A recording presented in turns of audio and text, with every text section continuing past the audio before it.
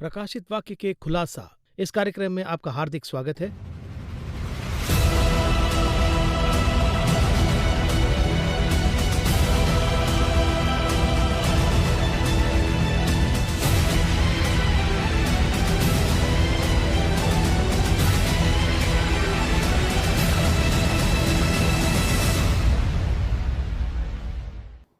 हर हफ्ते रेवलेशन नामक जो डीप सीक्रेट्स है उसे जितना हो सके मैं और ब्रदर एमडी जगन मिलकर एक्सप्लेन करके विषयों को लेकर आ रहे हैं। आज फिर एक बार हमारे कार्यक्रम में ब्रदर एमडी जगन आए हैं। आइए let's welcome him. Brother Jagan, welcome to the praise the program. Lord. अब 7 चर्चें हैं। ये सातों चर्चें बहुत ही यूनिक है। पहला एपिसोड में हमने चर्च ऑफ एफिसियंस के बारे में देखा, उसमें जो अच्छी चीज़ें हैं उसे देखा, उसमें जो यूनिकनेस है उसे देखा, रिवार्ड को भी देखा। सेकेंडली हमने चर्च ऑफ स्मिर्ना को देखा और उसी तरह वहाँ के लोकेशन को भी आपने एक्सप्लेन किया। एक एक चर्च को आपने 5 भागों में भाग किया, उसे भी डिटेल से एक्सप्लेन किया। तीसरा जो है चर्च ऑफ परगमो, उसे भी हमने देखा, उसे भी यूनिकली देखा। बहुत सारी बातें हम सीख रहे हैं। एक एक चर्च में एक एक यूनिकनेस प्रभु ज़रूर बता रहे हैं। उसके बाद चर्च ऑफ त्यात्रा के बारे में हमने देखा। पिछले कार्यक्रम में हमने चर्च ऑफ सार्दिस के बारे में देखा। इन सारे कार्यक्रम में एक एक यूनिकनेस को हम सीख रहे हैं, उसमें रिवार्ड है ये भी हमें समझ में आता है। आज जिस चर्च के बारे में हम देखेंगे वो है फिलाडेल्फिया। ये नाम ही कुछ अलग लग रहा है। इस नाम के पीछे कुछ रहस्य होगा ये मुझे लग रहा है। ये जो फिलाडेल्फिया का चर्च है उसे हमें कैसे देखना है, इसे आप कैसे डिकोड कर रहे हैं, ये बहुत ही इंटरेस्टिंग रहेगा। इसके बारे में ज़रा बताइए। अब जो हम चर्च का समय काल कहते हैं, एक अवधि। अब ये पहली सभा की अवधि में उस कलीसिया की आधारशिला का निर्माण हुआ, इफिसुस। उसके बाद उस आधार के ऊपर उस कलीसिया को मजबूत बनाया गया क्लेशकाल के समय में, स्मरना। उसके बाद जब चर्च आशीर्वाद में संसार में प्रवेश करता है तो ये चर्च का दूर होने का समय है, यानी पिरगमुन। और फिर उसके बाद में चौथी कलीसिया टोटल आउट ऑफ कंट्रोल थी, पूरी तरह बाहर चली गई, शासन से बाहर, थुआतीरा। ऐसे जो बाहर चली गई है उसे सही दिशा में मोड़ना, यानी ये सार्दिस है। जो कलीसिया सही दिशा में मोड़ी गई उसे पूरी ऊंचाई पर लाने का समय तो फिलाडेल्फिया का था। फिलाडेल्फिया का समय देखिए, रिफॉर्मेशन के बारे में कहा था, यानी रिफॉर्मेशन के द्वारा कलीसिया फिर से बनाई गई। यानी इफिसुस के समय कलीसिया स्थापित हुई, प्रेरितों को स्थापित किया गया। उसी तरह से ये दूसरा है, 2.0 है। ये दूसरा है, यहाँ पर कलीसिया फिर से स्थापित की गई। ये जो समय काल है ये तो बहुत ही मुख्य समय काल है। इसके बारे में अगर सोचा जाए तो सबसे पहले हम 5 पॉइंट्स में से देखेंगे। उसमें पहला पॉइंट है फिलाडेल्फिया, ये नाम। फिलाडेल्फिया, इस नाम के पीछे अर्थ क्या है अगर ये पूछे तो इस नाम का एक ग्रीक राजा हुआ था। इनुमुनस इस नाम का एक राजा था। उस राजा का भाई, वो अपने भाई से बहुत ही ज़्यादा प्यार करते थे। अपने भाई से प्यार करने के कारण उन्होंने एक शहर का नाम ही फिलाडेल्फिया रख दिया। फिलाडेल्फिया नाम क्यों दिया? फिलाडेल्फियस ये ग्रीक में नाम था। इसका अर्थ है भाईचारे का प्रेम, यानी ब्रदरली लव ये कहता है। तो फिर ये भाईचारे के प्रेम से भरा ये चर्च, यानी इस समय काल को परमेश्वर किस में लेकर आ रहे हैं? छठे चर्च में लाते हैं। उस समय फिलाडेल्फिया तो था, पहला नहीं कहाँ, दूसरा नहीं कहाँ, इसे छठा कहाँ है? क्योंकि ये छठा स्तर ब्रदरली लव इस स्तर का समय होता है। कौन सा समय अगर ये पूछे तो 1798 से 1906 तक। ये समय काल ही तो दूसरा था, यानी मार्टिन लूथर ने 1517 में स्थापित किया। उसके बाद चर्च तो बढ़ता गया। उसके बाद चर्च ऑफ इंग्लैंड, उसके बाद में बैप्टिस्ट, मेथडिस्ट और ये सब लोग आ गए। और फिर उसके बाद में जो चर्च है वो तो निश्चय ही मसीहत में इस तरह से बढ़ती चली गई। इन सब को देखें तो ये तो रिफॉर्मेशन चर्च ही थे। यानी इस समय में भाईचारे का जो प्रेम है उसे हम मिशनरी का समय भी कह सकते हैं। मिशनरीज यानी तो एक आंदोलन था। बहुत से लोग इस तरह से कहते हैं कि ये जो मिशनरी है ये 18वीं शताब्दी में ही आए थे, उसके पहले ये तो नहीं थे। देखिए, मिशनरी जो है ये तो पौलुस के समय से ही शुरू हुए थे। पौलुस की यात्राओं में 3 मिशनरी यात्रा कहते हैं, वो भी लिखा है, ये बाइबल में है। यानी मिशनरी यात्रा और जो कुछ भी भुलाए गए उसके काम थे, इस 19वीं सदी में पूरी तरह से टेक ऑफ करते हैं, सही तरह से टेक ऑफ करते हैं। यानी 1850 से 1850 में 55 बड़े मिशनरी आए। 1850 से लेकर 1900 तक यानी उसके बाद 54 बड़े मिशनरी आए थे। और फिर 1900 से 1950 में 44 बड़े मिशनरी हुए थे। आज भी सभी मिशनरी की ऊंचाई क्या है, पीक क्या है, ये 150 साल है। उसके बाद ही बाकी सारे मिशनरी बनाए गए हैं और वो भी केवल इसी आधार पर बनाए गए हैं। तो इन मिशनरी की संस्थाओं को क्यों हम भाईचारे का प्रेम कहते हैं? कलीसिया यहाँ पर बदलाव में आ चुकी थी, लेकिन एक दूरी आ गई थी। गलत है पर सही तरह से फॉलो करना है, वो गलती कर रहे हैं, हमें सुधारना है, उन्हें दंड देना है, ये सब बातें हैं। ये सब बहुत ही ज़रूरी है, लेकिन ये सब जो है वो तो प्रेम के आधार पर होना चाहिए। यीशु मसीह यहूदियों का विरोध कर रहे थे, किस लिए? ये सब तबाह हो जाए ऐसे नहीं, लेकिन उसके प्रेम की वजह से ये सब ठीक हो जाए। इसी तरह से सभी संस्थाओं का आधार क्या होना चाहिए? प्रेम का आधार होना चाहिए। पौलुस इस तरह कहता है, सब मिट जाएगा, आखिरकार केवल प्रेम रह जाएगा। भविष्यवाणियां टल जाएगी, प्रेम रहेगा। चाहे संस्था हो या फिर मसीह जीवन हो, सबका आधार तो प्रेम होना चाहिए। ये जो प्रेम होता है, यही तो मसीहत का आधार है। उसे बाहर ले जाकर दिखाना, यही तो मिशनरियों का सबसे बड़ा प्लस पॉइंट है। अपने जीवन को खोकर, अपने अस्तित्व को खोकर और अपने देश को खोकर, एक एक देश में जाकर उन्होंने जो रिफॉर्मेशन लाया, सोशल वर्क, उनके बारे में कहे तो चाहे कितने भी एपिसोड कर ले कम होंगे। दुनिया भर में शिक्षा के जो संस्थान हैं, उसमें मिशनरियों का योगदान तो बहुत बड़ा है। उसमें सबसे ज़्यादा काम करके देखिए, उसमें चिकित्सा की सहायता, सेना की सहायता करने वाले कौन थे? वो मिशनरी संस्थाओं के पीछे खड़े चिकित्सक लोग ही थे। साथ ही हर भाषा के विकास के लिए, चाहे जो भी देश हो, जो भी भाषा हो, वो उस देश में जाकर उस भाषा को ऊंचा उठाते हैं और उससे बड़ी सहायता हुई है। नॉट ओनली यानी स्पिरिचुअल वर्क, उसके साथ उन्होंने सामाजिक सुधार लाए। केवल सामाजिक सेवा ही नहीं की, लेकिन उसके माध्यम से देश की भी सेवा की है। मिशनरी संस्थाओं का योगदान मसीहत के लिए सबसे बड़ा आधार है। मैं वही कह रहा हूँ, प्रेरित जो थे वो तो प्रेम के आधार पर अपने जीवन को दांव पर चढ़ाकर सुसमाचार प्रचार किए। उन्होंने उसे बदलकर एक और वर्जन में हमें आधुनिक ज़माने के अनुसार जो दिया, वो मिशनरी संस्थान हैं। और इसलिए ये जो संस्थान हैं, ये पूरी दुनिया में सबसे बड़े प्रेम की संस्थान हैं। उन्होंने प्रेम दिखाया। मसीह का प्रेम क्या होता है, पूरी दुनिया में अगर किसी ने उसे दिखाया है, वो मिशनरी संस्थान की शक्ति है। और इसके बारे में बहुत कुछ कह सकते हैं। फिलाडेल्फिया चर्च के लिए प्रभु बहुत यूनिकली कुछ वर्ड्स चूज कर रहे हैं। अभी से हम बाइबल में हम देखते हैं तो 7th और 8th वर्स को जब हम पढ़ते हैं तो ये बहुत ही यूनिक है। देखिए, इसका इंट्रोडक्शन भी बहुत अलग जी है। हाँ, जैसे हर एक के लिए अलग अलग इंट्रोडक्शन। परिचय है, उस तरह से देखे तो उनका वहाँ अपने बारे में एक अलग जी एक्सप्रेशन हाँ। है। परमेश्वर के पुत्र ने ये कहा हम्म, है, जो लोहे का राजदंड लिए है, इस तरह से विवरण है। इस विषय से यहाँ पर देखे तो तसल्ली देने वाला है, वो आशा देने वाला है। जिसके खोले हुए को कोई बंद नहीं कर सकता, जिसके बंद किए हुए को कोई खोल नहीं सकता, ऐसे लिखा है। इसे क्यों मेंशन कर रहे हैं ये जो स्पेसिफिकली? मिशनरी संस्थान हैं, पूरी दुनिया में फैले हैं ना, हर तरफ जो हमने सोचा वो तो बस यही है कि सुसमाचार के लिए दरवाजे बंद किए गए। कहते हैं सुसमाचार के लिए दरवाजे खुले हुए हैं। उसका कारण क्या है, इसके बारे में कहते हुए, यानी मैं उदाहरण के रूप में कह रहा हूँ, रोमेनिया में, पुराने ज़माने के रशिया में, जब वहाँ पर कम्युनिज्म वगैरह होता था, और हिटलर के समय में फैसिज्म, नासिज्म, यानी उस पुराने ज़माने को अगर हम देखें तो सुसमाचार वहाँ आने नहीं दिया।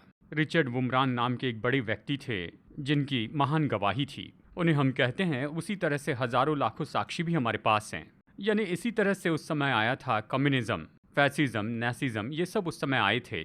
और उस समय बहुत ज़्यादा सताव भी हुआ था, यानी बहुत ही भयानक उस तरह ट्रिबुलेशन हुआ। यानी तब वो क्या कहना चाहते थे, वो वहाँ पर कम्युनिज्म फैलाना चाहते थे और उस ज़माने में सुसमाचार के लिए मनाही थी, वो प्रचार नहीं कर सकते थे।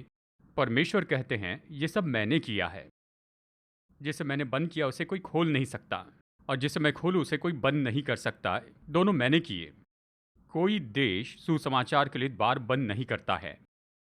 कोई भी देश सुसमाचार के लिए द्वार खोल नहीं सकता। परमेश्वरी द्वार खोलते हैं और वही द्वार बंद करते हैं। प्रभु ने हर एक देश के लिए एक समय काल दिया है। हम प्रभु से पूछ नहीं सकते हैं कि ऐसा क्यों है। देखिए, एक विषय के बारे में मैं बता रहा हूँ, ज़रा समझिए। देखिए, इस्राएली लोग मिस्र में 400 साल की गुलामी में थे और फिर वो बाहर आए। वो वहाँ पर क्यों 400 साल तक गुलामी में रहे, अगर ये पूछे तो उसके लिए एक कारण बताते हैं, हम उसे छोड़ देते हैं। क्या कारण है? कहाँ एथेर का पाप अब तक भरा नहीं था। एथेर का पाप भरा नहीं था मतलब जब वो कनान में आए तो वहाँ पर एथेर नाम का व्यक्ति था। उसका नाश होना था। नाश होने के बाद ही इन्हें सब मिलना था। उसे ऐसे नाश नहीं कर सकते थे। उसका पाप भरने के बाद उसे मारना था। इसके पाप भरने तक ये वहाँ पर गुलाम रहे। समझ रहे ना? उसके लिए भी टाइमिंग है। सबके लिए टाइमिंग है। इस्राएली लोग वहाँ पर गुलाम थे। उसका कारण केवल गुलाम रहना नहीं था, उसके पीछे कुछ अलग ही कारण था। इसके लिए एक और कारण है, यहाँ पर उसके पाप भरना अभी भी बाकी था। यानी कहा जाता है इस्राएली लोग 40 साल तक ऐसे भटकते रहे, है ना? कनान में जाते समय वो 40 साल तक चक्कर काटते रहे। यानी परमेश्वर ने उन्हें दंड दिया और इस तरह से वो वहाँ पर भटकते रहे। 40 साल क्यों घूमते रहे? जरा देखिए, 40 साल के बाद वो भीतर जाते हैं। यहोशू लेकर जाता है। वहां पर जाने पर उनमें किसका डर था? अनाकवंशी लोगों का, जो कि राक्षस के जैसे दिखते थे। जब वो वापस आते हैं तो ये लोग वहां पर नहीं थे। ये वहां पर नहीं रहे। इन 40 सालों में उन्हें खत्म कर दिया। कारण क्या है? इस्राएली इन्हें देखकर डर गए थे। तो देखिए, उनका भी 40 साल का हिसाब है। तभी चले जाते तो भी जयवंत होते। डर की वजह से 40 साल तक वो बाहर ही रहें। इसी तरह से हर एक देश के लिए, हर एक प्रशासन के लिए परमेश्वर ने एक समय निश्चित किया है। हर एक देश के लिए, हर एक प्रशासन के लिए परमेश्वर ने समय दिया हुआ है और उसके होने तक सुसमाचार के दरवाजे बंद रहेंगे। उसके बाद सुसमाचार के लिए द्वार खुल जाएगा। इसे कौन करेगा? परमेश्वर करेगा। और यहीं पर उसने जो बंद किया कोई नहीं खोल पाएगा। चाबी उनके पास है। चाबी उसके पास है। देखिए, इसके लिए एक और वचन है। परमेश्वर राजा को हटाकर दूसरे को राजा बनाते हैं। यानी इतने साल तक कम्युनिज्म, फिरौन के हृदय को किसने पिघला दिया? प्रभु ने ही किया, परमेश्वर ने ही पिघलाया। तो मैं कहता हूं, इस दुनिया में चाहे जो भी संस्था हो, अगर द्वार खुले हैं तो परमेश्वर ने वो द्वार खोले हैं। अगर बंद है तो परमेश्वर ने बंद किया और किसी ने बंद नहीं किए। परमेश्वर अपनी इच्छा से करेंगे। परमेश्वर का ही ये काम है। कहिए, मिस्र के उस फिरौन ने अपनी अंगूठी देकर यूसुफ को लाने के लिए कहा, तो कौन रोक सकता है? कुछ नहीं कर सकते। मिस्र में सभी लोग तेरे नीचे रहेंगे, इस तरह से कहने के बाद कोई उठ सकता है क्या? नहीं कर सकते। यानी राजा ने यह आज्ञा दी थी, कोई आवाज नहीं उठाएगा। इसी तरह से एक उदाहरण है, अगर कोई प्रेसिडेंट अगर एम्बेसी को कोई पत्र भेजते हैं तो ये जो एम्बेसडर हैं वो सच में कौन है? वो तो एक प्रेसिडेंट के जैसे हैं। क्या कोई उनका अपमान कर सकता है? तो प्रेसिडेंट उन्हें माफ करेंगे क्या? उनको इतनी इज्जत मिलनी चाहिए। तो जब अपने लहू से छुड़ाई गई अपनी कलीसिया को प्रभु यीशु मसीह भेजते हैं, यानी उस तरह से भेजा है, आपको और मुझे ऐसे भेजा है। परमेश्वर ने वो अधिकार हमें दिया है। तो यहाँ पर किसी ने उसे नहीं रोका है, केवल परमेश्वर ने ही उसे रोका था। बस यही तो फिलाडेल्फिया के बारे में बहुत बड़ी बात है। तो यहाँ फिलाडेल्फिया का परिचय बहुत ही अद्भुत है। वाकई में बहुत ही इंटरेस्टिंग है और इसके अलावा कंफर्टिंग भी है। और प्रभु ने जिस चीज को शुरू किया है, वो जो भी काम हो, वर्क हो, जो भी हो, वो परमेश्वर के पास है। तो वो जो की है वो उनके पास है। तब ये सोच कि ये की उनके पास है, तब ये जो लेवल है ये कम्प्लीटली डिफरेंट है। बस इसी सोच को मैं थोड़ा डीपली सोच मेरे पिता के पास अगर सब है तो मैं किस बात से डरूं? आगे बात करेंगे इसमें। अगला जो फिलाडेल्फिया के बारे में हम अगली पॉइंट्स डिस्कस करेंगे एक छोटा सा ब्रेक लेने के बाद।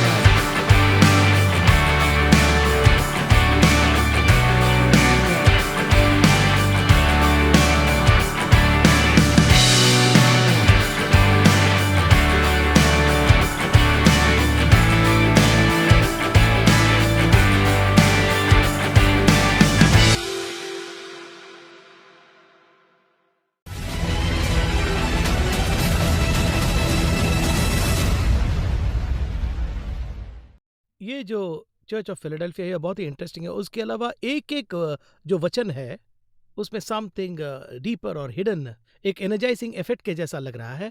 तो आगे इससे हमें क्या सीखने की जरूरत है? देखिए, हमने पहले भाग में इसके नाम के बारे में जी देखा, हाँ, हाँ। इसका समय काल भी। तीसरी बात, यहाँ पर उसके अच्छे गुण हैं। ये अच्छे गुण कौन से हैं ये पूछे तो, मैं तेरे कामों को जानता हूँ, तेरी सामर्थ थोड़ी सी तो है, फिर भी तूने मेरे वचन का पालन किया है, मेरे नाम का इनकार नहीं किया। दूसरी बात, वचन 10, तूने मेरे धीरज के वचन को थामा है, इस तरह से यहाँ पर कहता है। इसके पास सबसे मुख्य बात कौन सी है अगर आप ये पूछे तो, वचन को थामना है, द वर्ड। वचन को थामे रहना है। जो कलीसिया वचन को थामे रहती है उनके लिए सारे द्वार खुलते हैं। देखिए यहाँ पर वचन 8 में कहता है, देख मैंने तेरे सामने एक द्वार खोल रखा है जिसे कोई बंद नहीं कर सकता। वचन को थामे रहने वाले कलीसिया के लिए यहाँ पर द्वार खुले हैं। मैं कह रहा हूँ खुला द्वार स्वर्ग में। देखिए अगर वहाँ स्वर्गीय द्वार खुला है तो फिर सारे द्वार खुल जाएंगे। परमेश्वर अगर द्वार बंद करे तो सारे द्वार बंद हो जाएंगे। वचन सबसे महत्वपूर्ण है, वचन पर ही कलीसिया स्थापित होनी चाहिए। देखिए मिशनरी संस्थाओं के बारे में मैं बताना चाहता हूँ कि ये तो उनका बड़ा प्लस पॉइंट है कि इसी समय काल में उन्होंने बाइबल का अनुवाद किया है। देखिए 16वीं सदी में हमारे पास में किंग जेम्स वर्जन आया था, KJV आया, यानी देखिए ये तो इंग्लिश वर्जन था। उस समय तक ट्रांसलेशन नहीं हुआ। मार्टिन लूथर जर्मनी भाषा में अनुवाद किए, फिर उसके बाद इंग्लिश में आया। इंग्लिश के बाद वर्ल्ड वाइड ट्रांसलेशन जो हुआ वो तो इसी समय काल में हुआ था। जैसे कहते हैं ना, सीगन पॉल का जो अनुवाद है वो भी इस समय के बाद आया। यानी इस समय वचन को बहुत मजबूती से थामे रहे, वचन बहुत महत्वपूर्ण है। दूसरी बात है धीरज। ये कलीसिया के लिए सबसे मुख्य बात है। आज ये किसी में नहीं है। सब लोग फास्ट फूड के दुनिया में जी रहे हैं, कहते हैं कलीसिया कैसी हो, फास्ट हो। देखिए मनुष्य ने जो बनाया और जो परमेश्वर ने बनाया उसमें बड़ा फर्क है। देखिए परमेश्वर ने, यानी देखिए 4000, 5000 या 6000 साल पहले जब उसने आदम को बनाया था, यानी बच्चे के जन्म के लिए 9 महीने का समय लगेगा, ये उसने निश्चित किया। लगभग 9 महीने लगेंगे, इसमें कोई भी बदलाव नहीं आया। It's a God's design. God's design. अब मनुष्यों को देखिए, वो स्पीड बढ़ाते चले गए। 256 KB से शुरू किया, फिर 512 आया, और फिर 1 MB आया, और 100 MB, 1000 MB, GB, TB तक पहुंच गए। 5G जी हाँ, भयानक स्पीड। मनुष्य चाहता है कि स्पीड बढ़ाते चले जाए और बढ़ते जाए और बढ़ाते जाए। परमेश्वर ने बनाते समय उसे सही स्पीड में रखा है। नेचुरल जो है वही। जी हाँ, तो फिर मनुष्य में क्या नहीं है?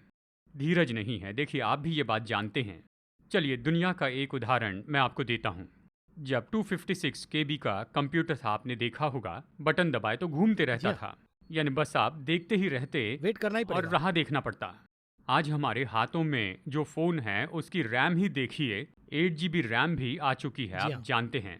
तो भी कई बार फ़ोन धीमा हो गया ऐसा महसूस होता है। क्यों इतना स्लो चल रहा है, जल्दी नहीं आया, झट से नहीं आ रहा, यानी क्या नहीं है? धीरज नहीं है। धीरज नहीं। चर्च में भी ऐसा ही है। पुराने ज़माने में चर्च में 3 घंटे तक बैठकर परमेश्वर का वचन सुनने वाले अभी चाहते हैं कि 20 मिनट में ही संदेश खत्म हो जाए। अब इन लोगों में क्या नहीं है? धीरज नहीं। उन दिनों में आराधना 6 घंटे चलती थी, आज चाहते 1 घंटे में सभा खत्म हो जाए। उनमें क्या नहीं है? धीरज नहीं। इस समय देखिए फैशन वैसी है, समय काल वैसा है, और देखिए क्या कहते हैं, प्रगतिशील कहते हैं, whatever it is, wrong is wrong. मसीह ने जो कलीसिया बनाई है वो आज भी वैसी ही है, और ये कलीसिया भी ऐसी ही है, आज तक धीरज रखने वाली कलीसिया है। धीरज की एक और बात है, परमेश्वर अगर कोई प्रतिज्ञा करते हैं तो एक निश्चित समय तक हमें उसके लिए धीरज रखना है। जी हाँ, ये बहुत ज़रूरी है ना? Waiting period. ये वेटिंग पीरियड परमेश्वर जानते हैं कब क्या देना है, ये उसे पता है। जैसे मैंने कहा 9 महीने के बाद बच्चा होगा तो 9 महीने बाद होगा। इसलिए बाइबल कहती है जब तक मिल नहीं जाता तब तक धीरज धर के शांत रहना, पतरस ने कहा।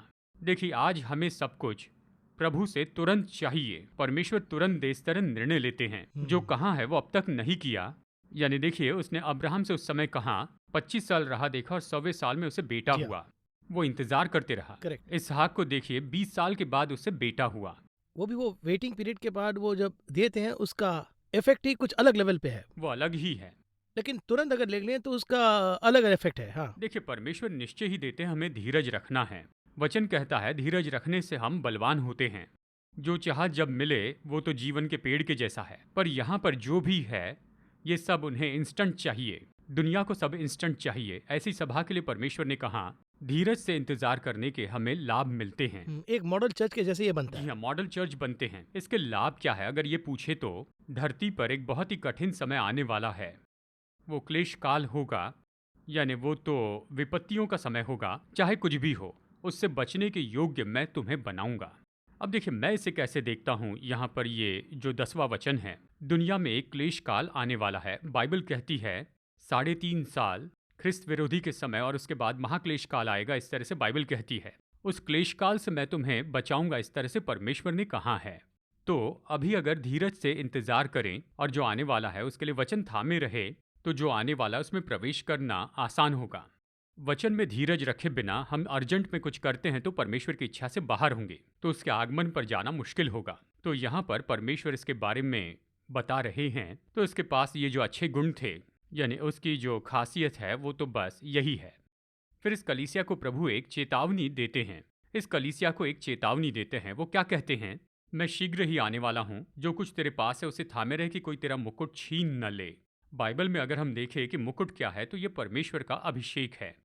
अभिषेक, इसके बारे में लेवी व्यवस्था की किताब अध्याय 21 वचन 12 में कहा है, अभिषेक का तेल रूपी मुकुट धारण किए हुए हैं, कहता है। मुकुट यानी अधिकार, आप जानते हैं। मुकुट रखा जाए तो वो राजा बनता है। इसी तरह से देखिए पवित्र आत्मा का अभिषेक होता है, और जब तक वो हम पर होता है तो हमारे पास एक अधिकार होता है, सब होता है।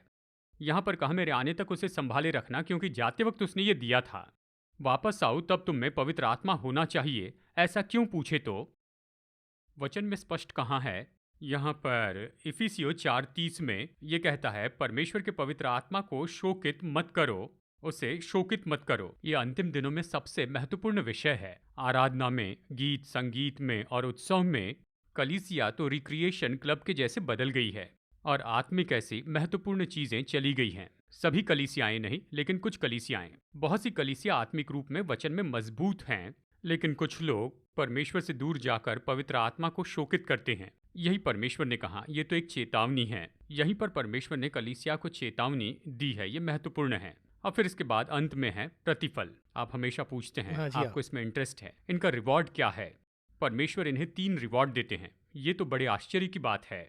यहूदी लोग 4000 साल से बस यही तो सवाल पूछ रहे थे। 12वां वचन ये कहता है, जो जय पाए उसे मैं परमेश्वर के भवन में एक खंबा बनाऊंगा, वो फिर कभी बाहर न निकलेगा। मैं अपने परमेश्वर का नाम और अपने, जरा गौर से सुनिए, परमेश्वर का नाम अब तक कोई नहीं जानता है ना, नेम ऑफ द गॉड। पुराने नियम में सब लोग यही पूछते थे, उसका नाम क्या है, उसका नाम क्या है। वो नाम यहाँ पर बताया गया है। मैं अपने परमेश्वर का नाम और अपने परमेश्वर के नगर अर्थात नए यरूशलेम का नाम, जो मेरे परमेश्वर के पास से उतरेगा, अपना नया नाम उस पर लिखूंगा। यीशु मसीह, ये तो भूमि पर उनको नाम दिया गया था, उसका स्वर्ग में कुछ अलग ही नाम है। वो नाम इन पर लिखा जाएगा। तो ये बहुत ही बड़ा एक पिता परमेश्वर का नाम है, नए यरूशलेम का नाम है, पुत्र परमेश्वर का नाम। इन तीनों नाम को मैं उन पर लिखूंगा, ऐसे परमेश्वर ने कहा। अब देखिए ये नाम लिखने से क्या होगा। आपके घर के सामने आपका नाम लिखा है, इसका क्या मतलब है?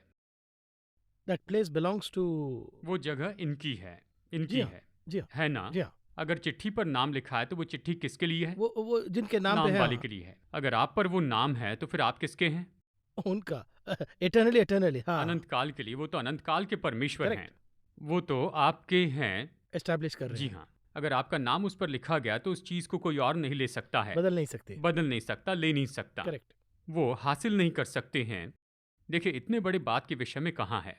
ये चर्च जो है इतने गुणों के साथ, इतनी क्वालिटी के साथ वहाँ पर रहेगी, वो बनी रहेगी, धीरज से वचनों को थामे रहेगी, और उसे जो अभिषेक दिया गया है वो तो अंतिम समय तक उसे संभाले रहेगी। परमेश्वर ने कहा, यह बहुत मुख्य बात है, कोई भी तुझे अलग नहीं कर सकेगा।